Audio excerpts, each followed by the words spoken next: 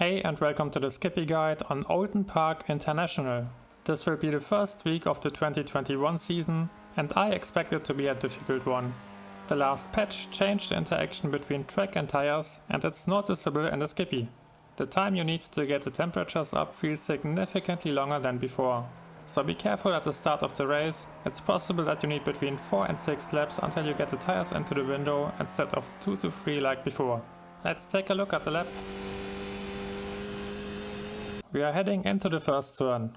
Use the banner on the left as marker, tap the brakes and shift into third gear. The turn closes in towards the exit, that's why you don't want to turn in too early and instead aim for a wide and smooth line. That's the only mistake in my lap, but since the rest was clean I decided to take it anyway. I left some free space on the inside, ideally you want to be close to the curb. Use all available space on the exit, but be careful when you race. It's really easy to collect incident points on this track and the race will go for 13 laps. Taking too many risks early on can give you a hard time towards the end. So make sure that you don't make any avoidable mistakes and the incident limit won't put you under pressure.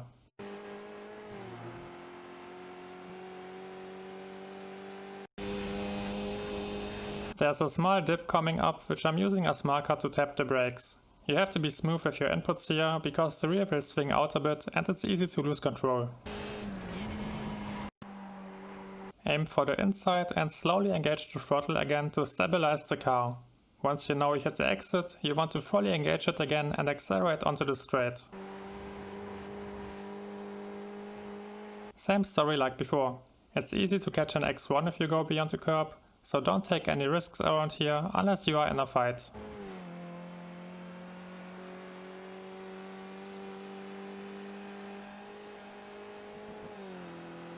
The next turn is tricky.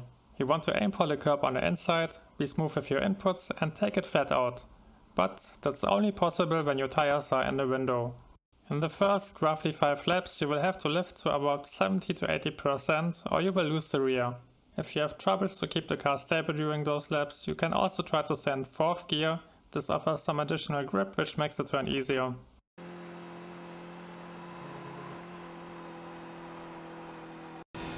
Try to push the car as far to the left as possible and engage the brakes when you reach the line, which marks the change between two different track surfaces. You will need less brake pressure than usual because the track goes slightly uphill. Shift down quickly to make use of the engine brake and aim for the inside. You want to carry as much momentum as possible into the turn and stick to the inside. Again, the turn goes uphill, which means that you can be more aggressive on the throttle than you probably expect. You can engage it as soon as you reach the apex and accelerate onto the short straight.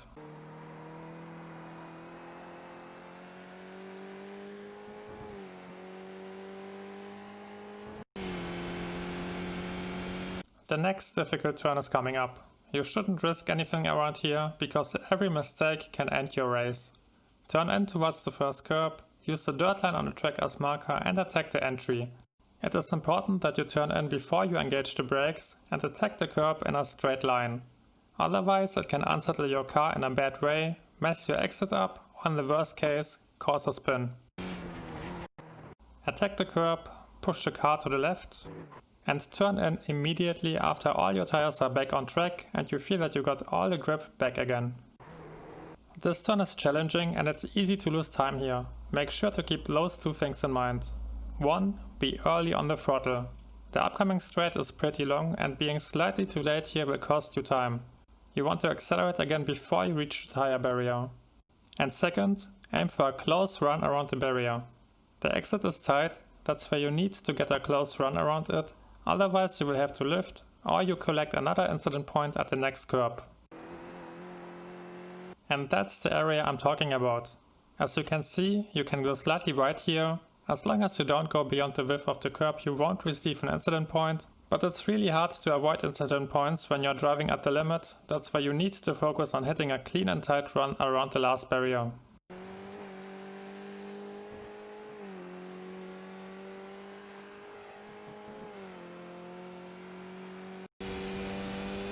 We are leaving the hardest part of the track behind us and get some time to relax.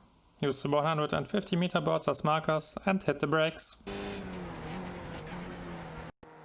Attack the entry curb and be patient on the throttle. You want to engage it just enough to also hit a tight run around the next curb.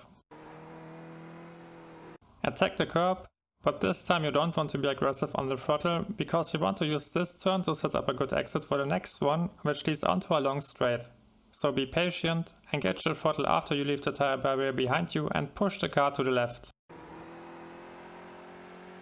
You want to end up on the left side of the track. Lift if needed while you rotate the car and attack the upcoming curb on the inside. Setting up for this turn is important because carrying more speed onto a long straight nets you a lot of time. Don't take any risks, focus on hitting the acceleration point and step on the throttle.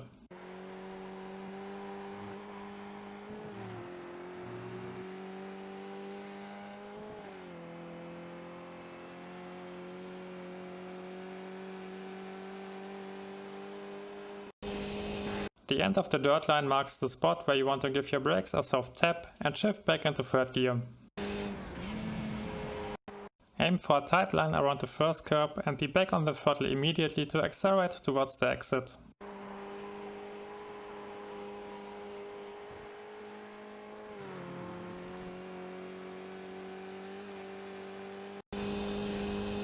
The last turn is coming up. It's hard to see and very subtle, but the white line on the left has a small kink which I'm using as marker for braking.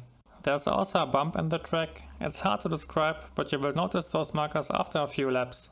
Go hard on the brakes and be quick with your downshifts again. Attack the last curb, be aggressive on the throttle and finish your lap. That's the guide. Don't forget to leave a like if you learned something new. You can find the setup and all additional lab files in the databases on Discord. The link is in the description down below. Have fun with the Cockpit Lab, which is coming up next. Thanks for your support here on YouTube, Twitch, Patreon, and thanks for watching. I wish you all the best for the next week and see you next time.